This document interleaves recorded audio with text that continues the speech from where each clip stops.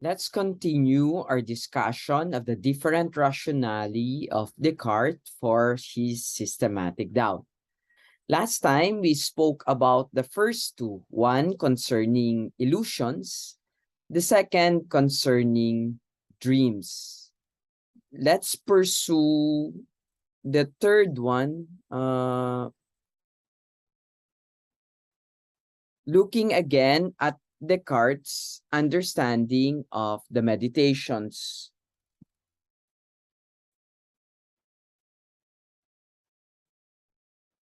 Descartes rejects the first illusion rationally because it is too strong, bordering on on madness even. He rejects the second, dreaming rationally, because it is not strong enough, leaving mathematical truths untouched. Just a minute, please. He next examines the possibility that God, as an omnipotent spirit, might be able to deceive him whenever he exercises his senses or considers a mathematical belief, and concludes in a moment of apparent enthusiasm that God's omnipotence would make it possible for a person to be deceived even when considering basic mathematical propositions fully awake and with good concentration.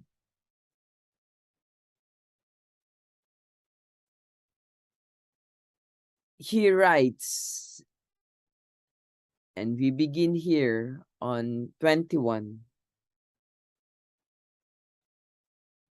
However, there is a certain opinion long fixed in my mind that there is a God who is all-powerful and by whom I was created such as I am now.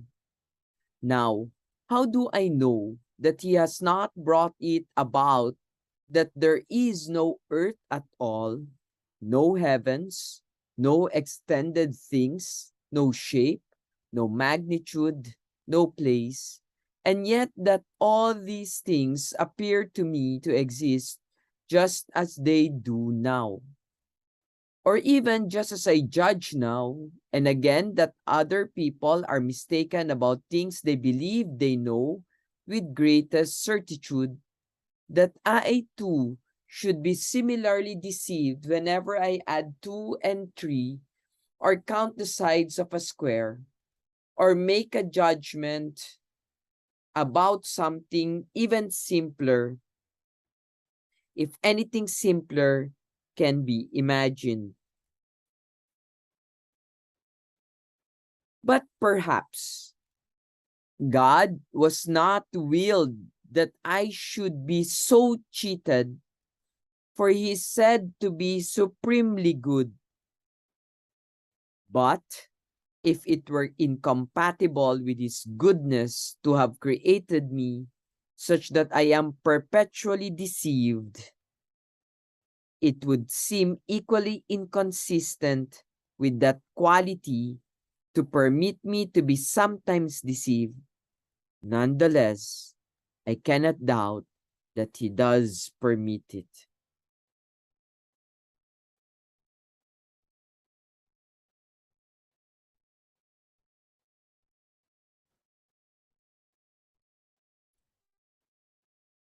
God, by virtue of omnipotence in Descartes' judgment, could deceive any thinker about perceptual or even mathematical truths.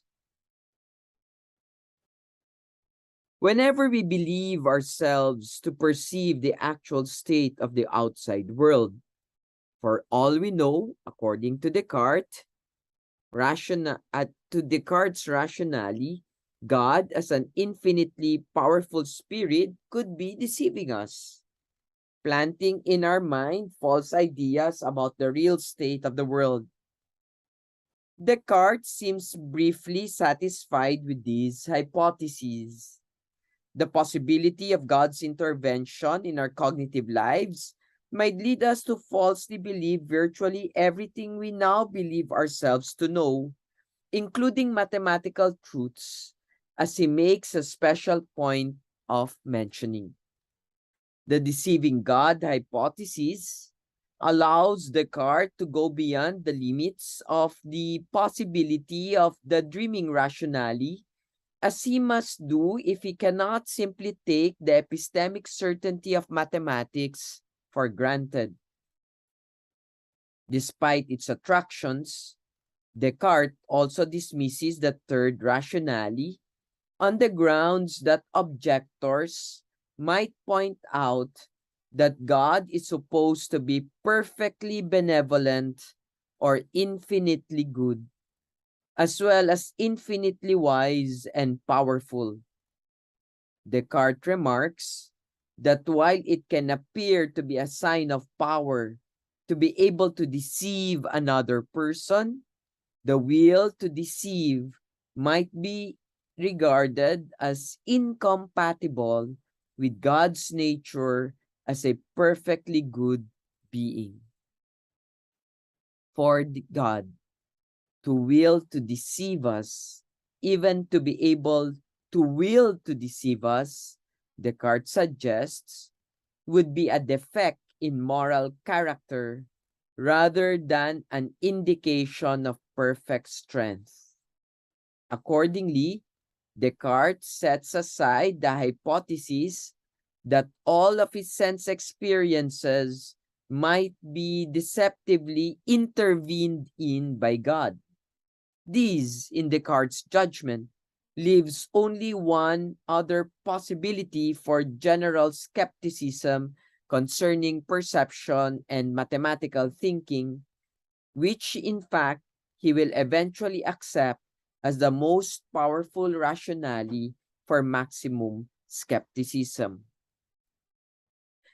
Before you continue to the and click next, there is a comment section below.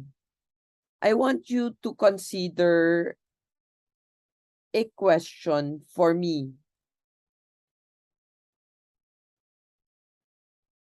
And it is this: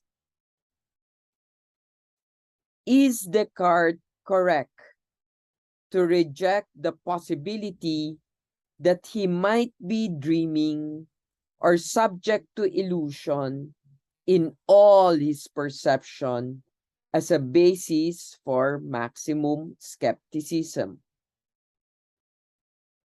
Is Descartes correct to reject the possibility that he might be dreaming or subject to illusion in all his perception as a basis for maximum skepticism? Please provide your comment below. And if you've understood what I've discussed, click next.